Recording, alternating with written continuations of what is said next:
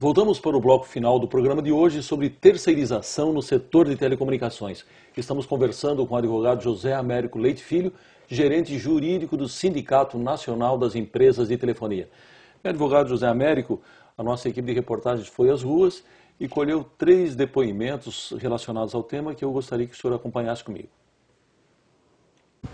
Tu não pode abandonar a PA para ir ao banheiro.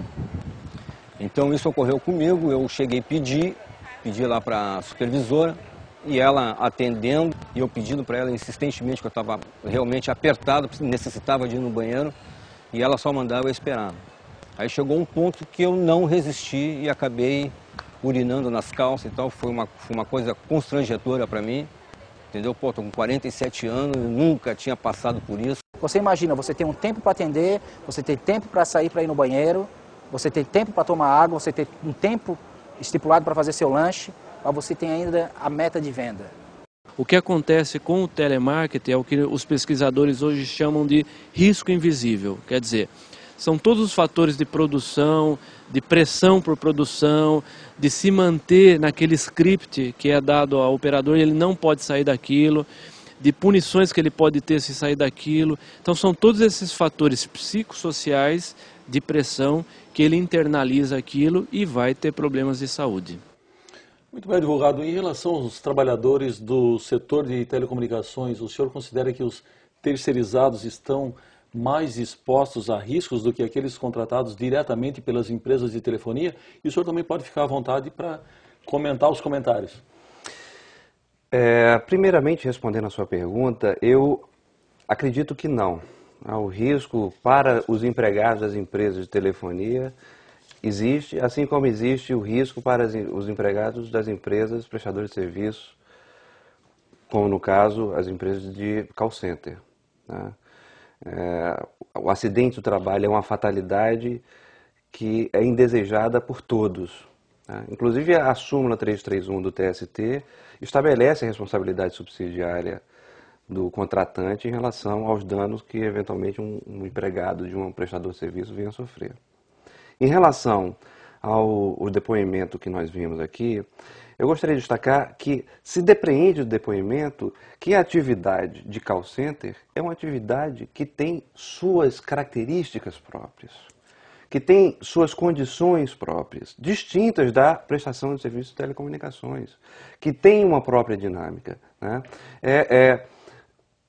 Não há como não se sensibilizar com o depoimento que foi colocado aqui, principalmente o primeiro depoimento. E em razão desse tipo de fato, desse tipo de acontecimento, é que o Ministério do Trabalho editou lá o anexo 2 da NR17, criando condições para inibir determinados abusos que eventualmente viessem a estar acontecendo no setor de call center, tá? A jornada, por exemplo, foi reduzida para 6 horas, foi inserido 2 pausas de 20 minutos, além da jornada, do intervalo entre a jornada, tá? Foi estabelecido proibições quanto à possibilidade do trabalhador não poder ir ao banheiro, né? Agora, é claro que isso tudo vai mostrando que é uma categoria nova e que, na medida em que ela vai se projetando no tempo, os seus direitos, os seus contornos, as suas condições vão sendo melhor regulamentadas e vão criando aí a condição para que o trabalho seja efetuado de maneira... Agora, é uma coisa importante que se diga, né? Call center, né? A atividade de call center, hoje você não consegue comprar nenhum produto que não esteja na embalagem o número do saque. Nenhum serviço que não tenha o apoio de um call center, né? Um operador de call center que presta serviço para atividade financeira é um bancário. Um operador de call center que presta serviço para uma empresa de aviação civil é um aeroviário? Não, naturalmente que não. Ele é hoje o setor de call center tem emprega mais de 1,5 milhão de pessoas. Certo. Bem, um dos aspectos que chama a atenção, principalmente no setor de telefonia, é que a esmagadora maioria da mão de obra é mesmo terceirizada, né? Na Oi, por exemplo, esse percentual era em fevereiro de 79%, de acordo com matéria da repórter Luísa de Carvalho, do jornal Valor Econômico. Na sua opinião, o que explica esse índice tão elevado, além das colocações que o senhor já fez até agora? Eu gostaria de ilustrar essa sua pergunta da seguinte forma. Em 1998, no ano, portanto, em que o sistema Telebrás foi privatizado, tá, a Telebrás empregava 160 mil pessoas e atendia a 29 milhões de usuários. Hoje o setor de telecomunicações emprega 400 mil pessoas e atende a 225 milhões de usuários. Eu acho que pela grandeza dos números que eu coloquei para o senhor, fica claro qual é o modelo que atende a demanda do Brasil, seja por emprego, seja pela prestação de serviço de telecomunicação. Bom, o senhor pode ficar à vontade, né? O nosso tempo está praticamente esgotado, para fazer a sua conclusão. Bom, eu gostaria de agradecer pela oportunidade de estar me reportando e tendo a oportunidade de colocar aqui nosso ponto de vista a respeito do assunto. Nós entendemos que a terceirização é um tema extremamente relevante. No Congresso, atualmente, existem projetos de leis para regulamentar a questão da prestação de serviço, certo? Hoje, o setor de serviço emprega 1/3 da mão de obra que, com carteira assinada, está no setor de serviço. E é um setor que tem potencial para empregar muito mais do que isso, certo?